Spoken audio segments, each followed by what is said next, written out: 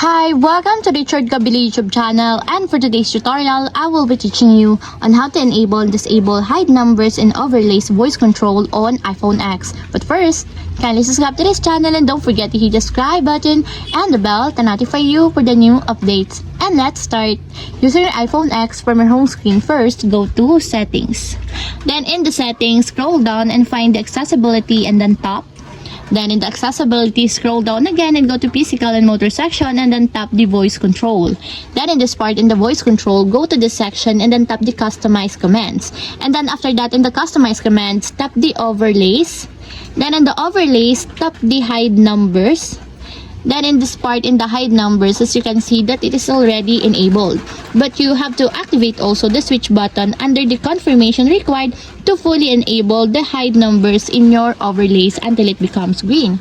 And if you want to disable or turn off, just tap again the switch button just like this. And that's it, we have successfully enabled and disabled hide numbers and overlays voice control on iPhone X. If you have a question, can you comment down below and don't forget to hit the subscribe button and the bell to notify you for the new updates. And thank you for watching!